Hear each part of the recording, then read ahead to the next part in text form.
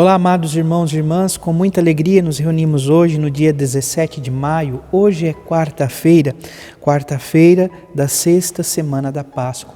Estamos vivendo o tempo pascal, o tempo em que Cristo, nossa vida, venceu a morte. Estamos, poderíamos assim dizer, vivendo o que é considerado, de certa forma, o segundo tempo da Páscoa. No primeiro momento, nosso Senhor Jesus Cristo insistia por meio, então, das aparições como ressuscitado para despertar a fé aos corações. Agora, nós estamos refletindo o grande discurso, que antecede a última ceia, e nosso Senhor Jesus Cristo está nos falando que nos dará um defensor, o Espírito da Verdade, o Espírito Santo. Que o Senhor nos ajude a abrirmos o nosso coração para a acolhida do Espírito Santo de Deus. Você que está chegando agora ao canal do YouTube de nossa paróquia, eu te convido a se inscrever, a deixar o seu like, seu comentário, a compartilhar esse vídeo com alguém que você conheça, para que o Evangelho de nosso Senhor Jesus Cristo alcance mais corações. Iniciemos este momento em nome do Pai, e do Filho, e do Espírito Santo. Amém. A graça e a paz de nosso Senhor Jesus Cristo, o amor do Pai e a comunhão do Espírito Santo esteja sempre convosco. Bendito seja Deus que nos reuniu no amor de Cristo. O Evangelho de hoje, amados irmãos e irmãs, se encontra em São João, capítulo 16, versículos 12 a 15. O Senhor esteja convosco, Ele está no meio de nós. Proclamação do Evangelho de Jesus Cristo, segundo João. Glória a vós, Senhor. Naquele tempo, disse Jesus aos seus discípulos: tenho ainda muitas coisas a dizer-vos, mas não sois capazes de as compreender agora. Quando, porém, vier o Espírito da Verdade, Ele vos conduzirá à plena verdade.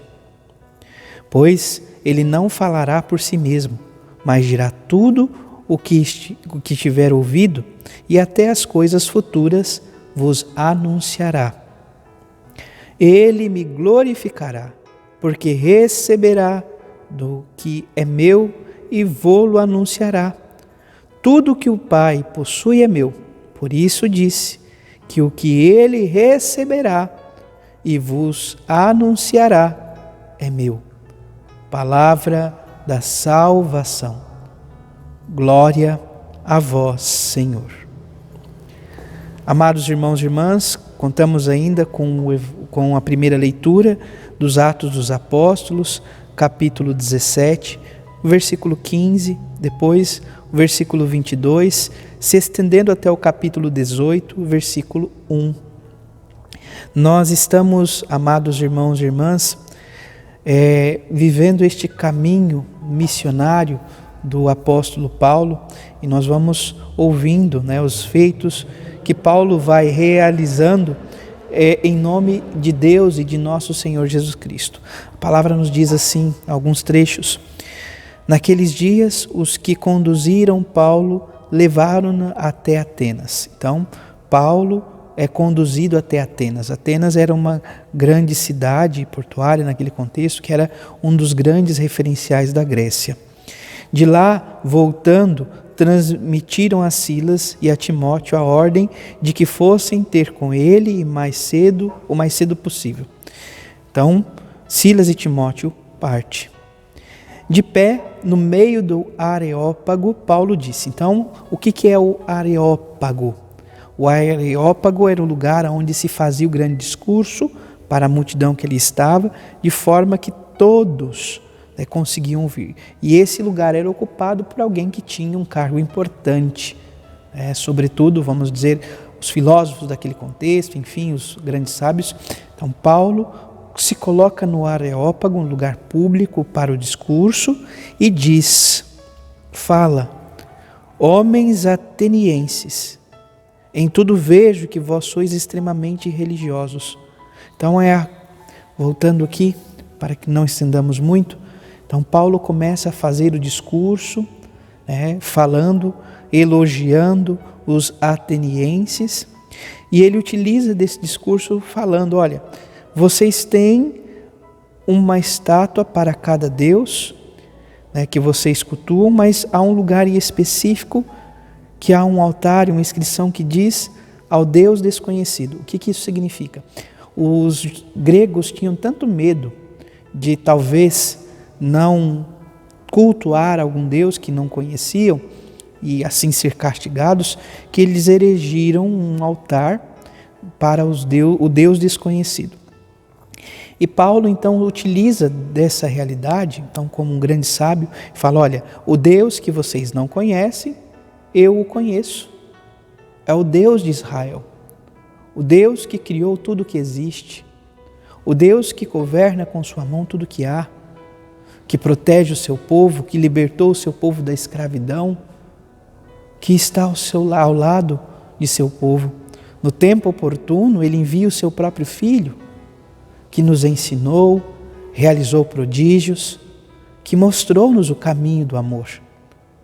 E por amor, Ele se entregou numa cruz por cada um de nós, derramou o seu sangue, mas ao terceiro dia ressuscitou. Quando os gregos escutam essa palavra, ressuscitou, voltou, eles deixam Paulo falando sozinho, saem. Em outro momento ouviremos isso. Alguns que ali estavam aderem à fé, com toda certeza. Mas por que dessa atitude? Porque era muito comum aos gregos que o corpo, isso oriundo um pouco de algumas correntes filosóficas, o corpo era um cárcere. Uma vez que morreu, se vê livre da prisão. Voltar novamente para a prisão, isso é inconcebível.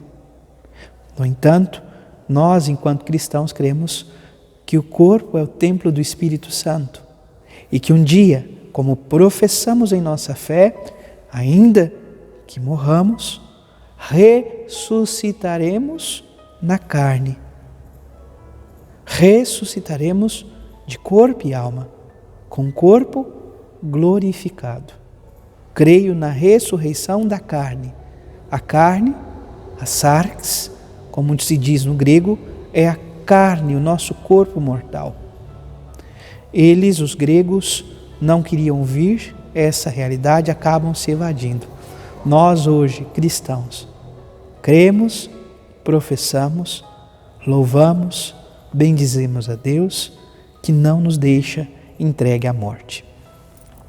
O Evangelho, por fim, nos fala, sobretudo, amados irmãos e irmãs, o capítulo 16, dentro do discurso de despedida de Jesus, mais uma vez ele fala, olha, eu teria muitas coisas ainda a vos dizer, mas não sereis capazes de compreender.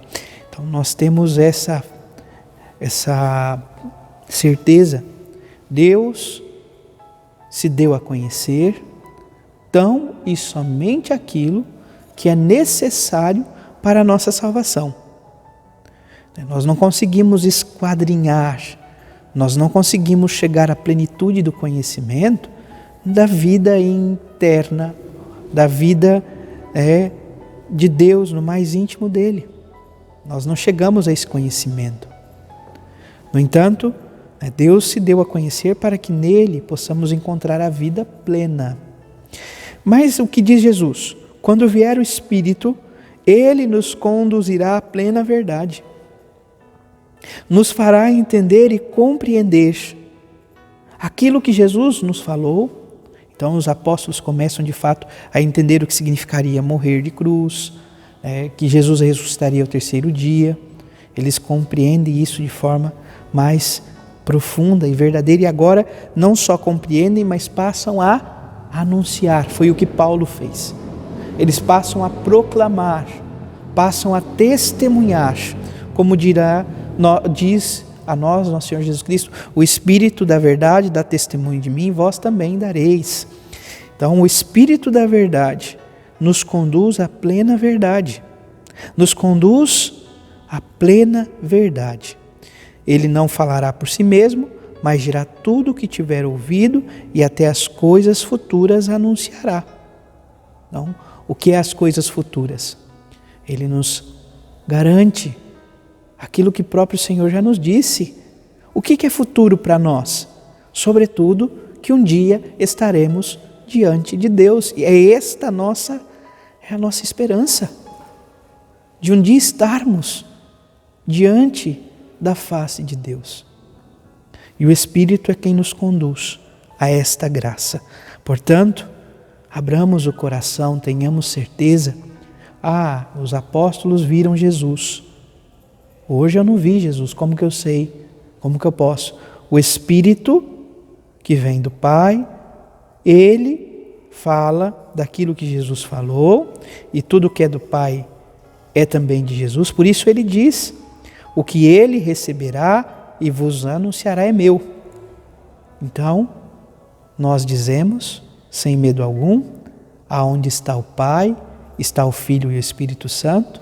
Aonde está o Filho, está o Pai e o Espírito Santo.